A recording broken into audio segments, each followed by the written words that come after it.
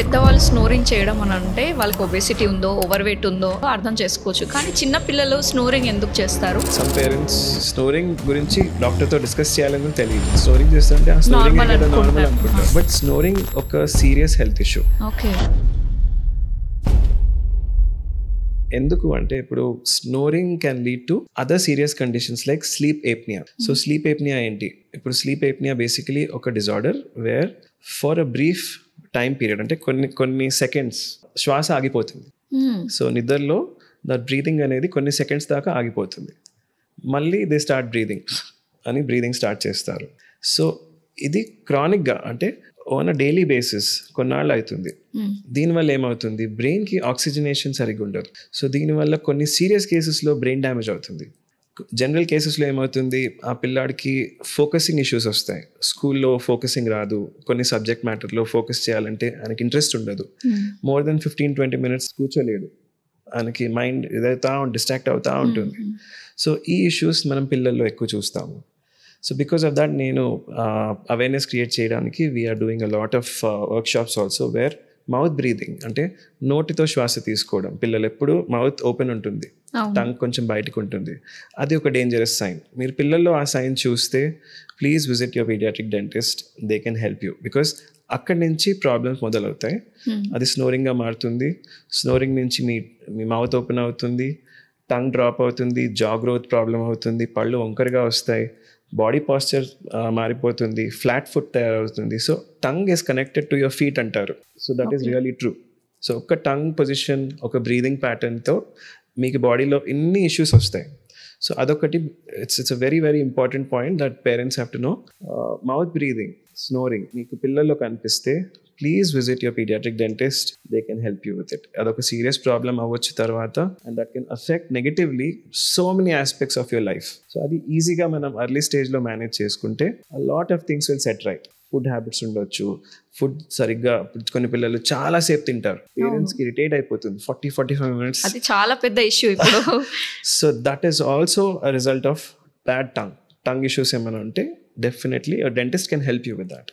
అయితే కొంతమంది పిల్లలు ఇందాక మీరు చెప్పినట్టు చాలాసేపు నమ్ములుతారు, తినడానికి చాలా టైం తీసుకుంటారు. అది మా ఇంట్లో కూడా ఉందన్నమాట ఇష్యూ. ఎందుకంటే మా పెద్ద పాప, 2 పిల్లలు అనమాట, 2 girl children.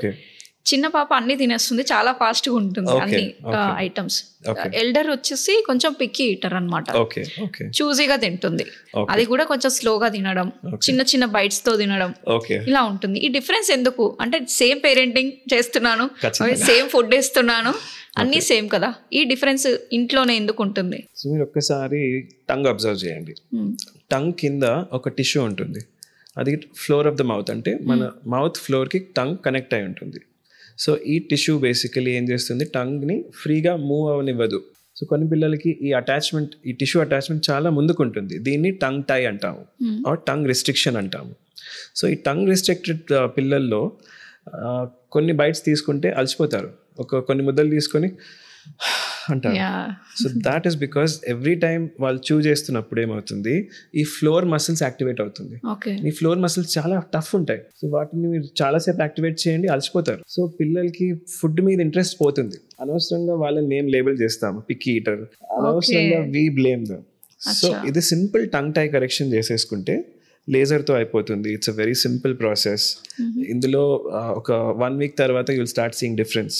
వాళ్ళ ఎనర్జీ లెవెల్స్ మారిపోతుంది. దెన్ దేర్ ఈజీలీ వాళ్ళు టంగ్ కరెక్ట్ పాస్చర్లో పెట్టుకోగలుగుతారు. మామూలుగా టంగ్ ఎప్పుడు రూఫ్లో ఉండాలి, అంటే పై భాగంలో ఉండాలి. కానీ ఎవరికైతే ఈ టంగ్ టై ఇష్యూస్ ఉంటాయో వాళ్ళు టంగ్ ఆల్వేస్ కింద పెట్టుకుంటారు. దానివల్ల ఈ జా గ్రోత్ ఉండదు, ఈ ఫేస్ వెడల్పు అవ్వదు, టీత్కి ప్లేస్ రాదు. సో ఒక పంటి పైన ఇంకో పన్ను వంకరగా వస్తాయి. మళ్ళీ వాళ్ళు ఫ్యూచర్లో బ్రేసెస్కి వెళ్తారు. సో ఇవన్నీ కనెక్టెడ్ అయి ఉంది. సో ఇది మనం అర్లీగా డయాగ్నోస్ చేసుకొని ఈ ట్రీట్మెంట్స్ అర్లీగా మనం మేనేజ్ చేసుకుంటే చాలా ఇంపాక్ట్ మనకి ఫ్యూచర్లో వస్తుంది. Okay.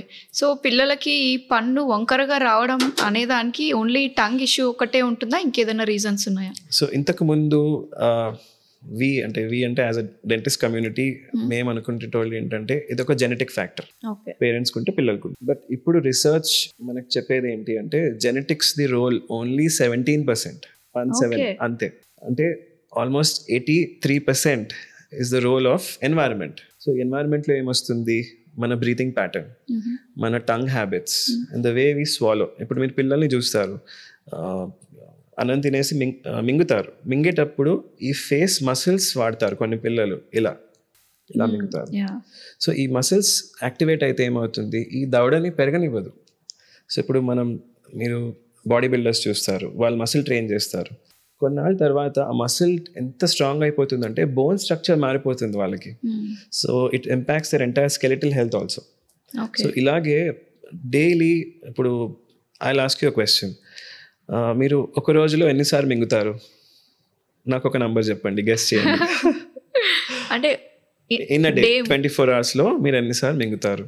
I don't know, hardly 100, 200. 5,000 times. 5,000? ఇప్పుడు మాట్లాడుతున్నప్పుడు కూడా Acha, passive swallowing anything, not only food. Not only food. Okay. ఇందులో food is only 200 to 300. That's what I'm saying. Yes.